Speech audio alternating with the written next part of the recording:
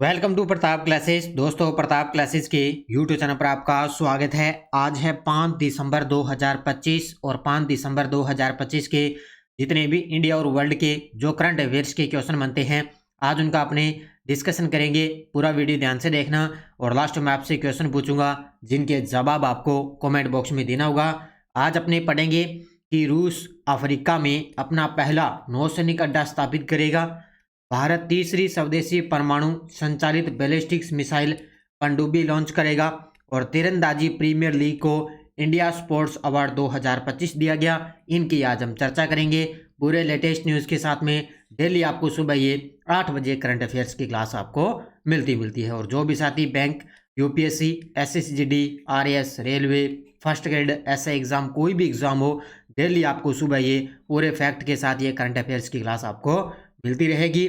तो सभी साथी एक बार करेंगे सेशन को लाइक शेयर। सभी साथियों को प्यार भरा नमस्कार, गुड मॉर्निंग भाई, गुड मॉर्निंग। और आज 5 दिसंबर है। 5 दिसंबर को अपने मनाते हैं विश्व मृदा दिवस। तो साथ साथ में डेली आपको अपडेट मिलती है टेलीग्राम पे।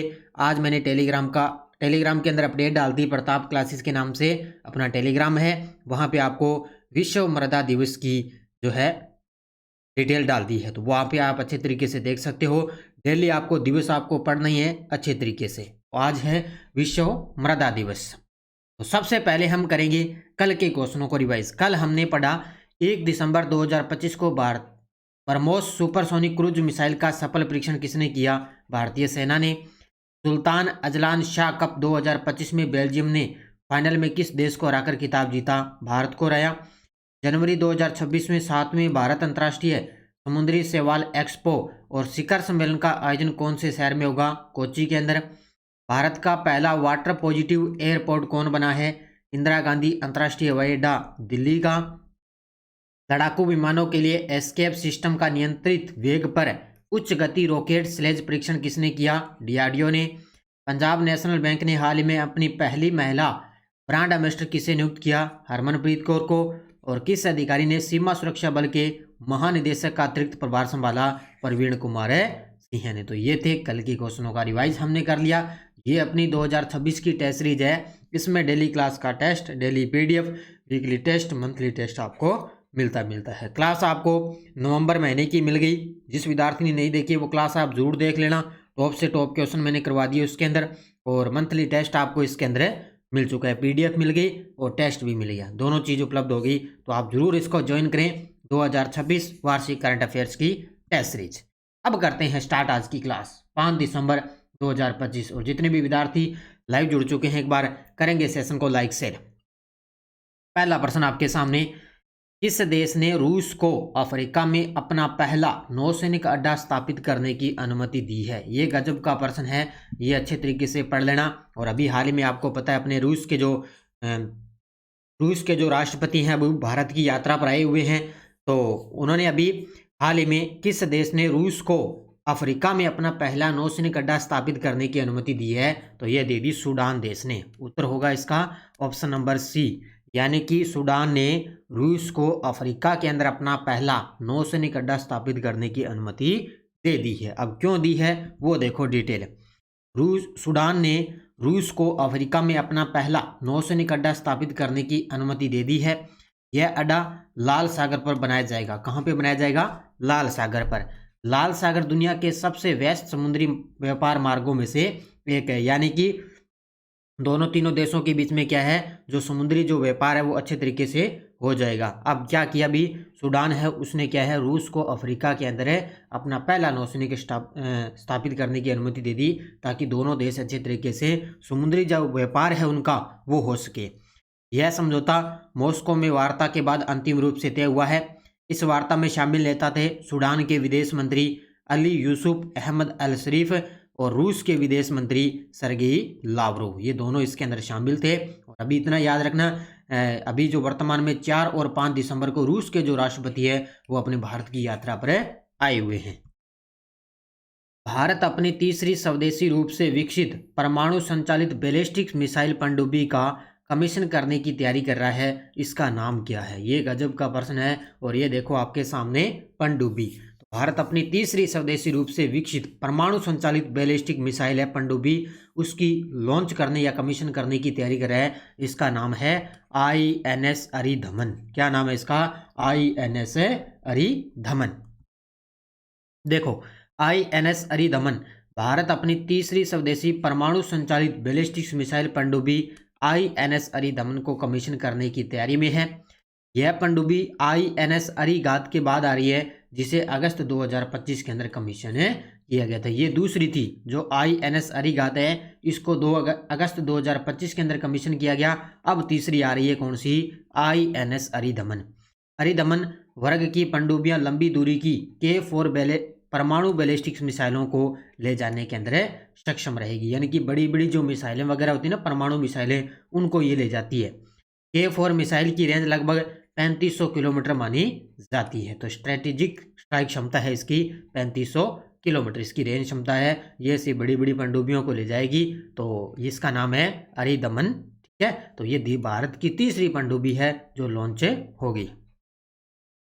भारतीय नौसेना दिवस किस दिन मनाया जाता है और वर्ष 2025 की थीम क्या है? ये गजब का प्रश्न है, क्योंकि कल आपने पढ़ा होगा 4 दिसंबर को भारतीय नौसेना का दिवस मनाया गया था और अब की बार इसकी थीम रही है। तो उत्तर होगा इसका ऑप्शन नंबर बी, 4 दिसंबर को भारतीय नौसेना दिवस। और इसकी थीम याद रखना, combat ready choice self reliance. अब देखो, मैं आपको इसका अर्थ बता देता हूँ। यानी कि जो कॉम्बैक्ट रेडी है, कॉम्बैक्ट रेडी का मतलब होता है लड़ाकू रूप से तैयार करना, तैयार रहना। ठीक है, इसका मतलब जो आगे है ये कोहेसिव, कोहेसिव का मतलब होता है एकजुट या संगठित। और सेल्फ रिलायंट का मतलब होता है इसमें आत्मनिर्भर। तो ये इसकी थीम रही है अब की बार है। 4 दिसंबर 2025 को भारतीय नौसेना का दिवस बनाया जाता है। अब देखो डिटेल, भारतीय नौसेना दिवस हर 4 दिसंबर को बनाया जाता है। तो वर्ष 2025 की थीम मैंने आपको बता दी है, कॉम्बैक्ट रेडी, इसके अलावा कोहेसिव और सेल्फ रिलायंट, ये इसकी थीम है। इसका हिंदी में अर्थ देखें तो तत्पर, संगठित और आत्मनिर्भर, ये इसकी थीम है। इस बार नौसेना का बड़ा ऑपरेशनल प्रदर्शन है वो 3 से 4 दिसंबर 2025 को शंगुमुगम बीच यानी कि तिरुवनंतपुरम केरल पर आयोजित किया गया था। तो सबसे बड़ा ऑपरेशन प्रदर्शन कहाँ पे किया गया? 3 से 4 दिसंबर केरल के अंदर। इसमें मुख्य अतिथि भारत के राष्ट्रपति, तीनों सेनाओं की सर्वोच्च कमांडर होती है, वो शामिल थी। और इसका जो आयोजन है वो नौसेना प्रमुख एडमिरल दिनेश कुमार त्रिपाठी ने किया है, क्योंकि वर्तमान में नौसेना प्रमुख देखें तो कौन है? दिनेश कुमार त्रिपाठी। तीरंदाजी प्रीमियर लीग को नई दिल्ली में फिक्की टर्फ 2025 के दौरान इंडिया स्पोर्ट्स अवार्ड 2025 में किस श्रेणी में पुरस्कार से सम्मानित किया गया है? तो तीरंदाजी प्रीमियर लीग को, यानी कि इसको शॉर्टकट में बोलते हैं APL। क्या बोलते हैं? APL। तो इसको कौन सा अवार्ड मिला? इसको मिला है emerging professional sports event of the year. उत्तर होगा ऑप्शन नंबर बी, इमर्जिंग। तो इसमें कौन सा अवार्ड मिला? Emerging professional sports event of the year मिला। ये किसको मिला है? तीरंदाजी प्रीमियर लीग को दिया गया है। देखो, आयोजन का नाम तीरंदाजी प्रीमियर लीग APL 2025 हुआ। इसमें पुरस्कार कौन सा? India sports award 2025। सम्मान की श्रेणी emerging professional sports event of the year. कहाँ पे? नई दिल्ली में। और कौन सा अवसर? FICCI turf 2025। और ये हुआ था आयोजन 2 से 12 अक्टूबर 2025 को किया गया था इसका APL का आयोजन। और पुरस्कार प्रदान करने का समय फिक्की टर्फ 2025, यानी कि दिल्ली के अंदर फिक्की टर्फ 2025 का आयोजन हुआ है, जहां पे क्या है? APL को सम्मानित किया गया है, इंडिया स्पोर्ट्स अवार्ड 2025 से सम्मानित किया गया है। तो ये ध्यान रखना कि इसको तीरंदाजी प्रीमियर लीग हो। भारत में राष्ट्रीय खातों का आधार वर्ष किस से बदलकर 2022-23 किया गया है? ये याद रखना भी अच्छे तरीके से। भारत में राष्ट्रीय खातों का जो आधार वर्ष है वो किस से बदलकर 2022-23 किया जाएगा। जैसे अपने आधार वर्ष वगैरह पढ़ते हैं ना, राजस्थान में आपने पढ़ा होगा इकोनॉमी के अंदर, उसी प्रकार ये इंडिया वाला है। तो ये अब क्या है, जो 2011-12 का जो आधार वर्ष है वो अब कर दिया, उसमें चेंज कर दिया, 22-23 से कर दिया है। ठीक है, तो 2011-12 से कौन सा कर दिया? 2022-23 से कर दिया आधार वर्ष। तो राष्ट्रीय खातों का आधार वर्ष 2011-12 से बदलकर 22-23 किया जाएगा। यह बदलाव 26 से 27 फरवरी 2026 से लागू होगा। तो 26 और 27 फरवरी 2026 से ये लागू हो जाएगा। इसमें GDP और IIP जैसे प्रमुख सूचकांक नए आधार वर्ष पर आधारित रहेंगे। जितने भी GDP है, कोई IIP जैसे प्रमुख सूचकांक है वो नए आधार वर्ष पर आधारित रहेंगे। तो 2011-12 से बदलकर 2022-23 से कर दिया जाएगा। भारत ने अपनी ग्लोबल रैंकिंग और परफॉर्मेंस को मजबूत करने के लिए क्या लॉन्च किया है? भारत ने अपनी ग्लोबल रैंकिंग और परफॉर्मेंस को मजबूत करने के लिए क्या लॉन्च किया? तो वो किया है ऑप्शन नंबर बी, GIRG। अब नाम याद रखना, GIRG। ये भारत ने ग्लोबल रैंकिंग और परफॉर्मेंस को मजबूत करने के लिए GIRG को लॉन्च किया है। अब इसका मतलब क्या होता है? देखो, GIRG का पूर्ण रूप होता है global Indians for reforms and growth. ये इसकी फुल फॉर्म है। ये क्या है? ये एक राष्ट्रीय प्लेटफॉर्म है जो विभिन्न वैश्विक सूचकांकों की निगरानी और सुधार के लिए बनाया गया है। यानी कि जितने भी एक राष्ट्रीय ये प्लेटफॉर्म है, इससे क्या होगा, जितने भी वैश्विक जो सूचकांक है उनकी निगरानी और सुधार के लिए बनाया गया। सांख्यिकी एवं कार्यक्रम कार्यान्वयन राज्य मंत्री राव इंद्रजीत सिंह द्वारा इसकी घोषणा की गई। उद्देश्य अंतर्राष्ट्रीय तुलनाओं का उपयोग करके नीतिगत सुधारों को दिशा देना, भारत में गवर्नेंस को मजबूत करना, शासन को मजबूत करना और भारत की सांख्यिकी और डेटा रिपोर्टिंग प्रणाली को बेहतर बनाना। ये इसका मुख्य उद्देश्य है। अब यहाँ से प्रश्न बनेगा, सीधा बस इसका उद्देश्य ही पूछा जाएगा कि भारत ने किस उद्देश्य से इसको लॉन्च किया है। ये याद रखना बढ़िया तरीके से। कर्नाटक के मुख्यमंत्री सिद्धारमैया ने उन्नत ई स्वामित्व 2.0 लॉन्च किया। इसका मुख्य उद्देश्य क्या है? ये गजब का प्रश्न है। अभी कर्नाटक के जो वर्तमान में CM है, कौन है? वो है सिद्धारमैया। तो इन्होंने उन्नत ई स्वामित्व 2.0 लॉन्च किया, जिसका उद्देश्य है ग्रामीण क्षेत्रों में संपत्तियों का नियमितीकरण करना। ये उद्देश्य है, ग्रामीण क्षेत्रों में जितनी भी संपत्तियां हैं उनका नियमितीकरण करना, ये इसका मुख्य उद्देश्य है।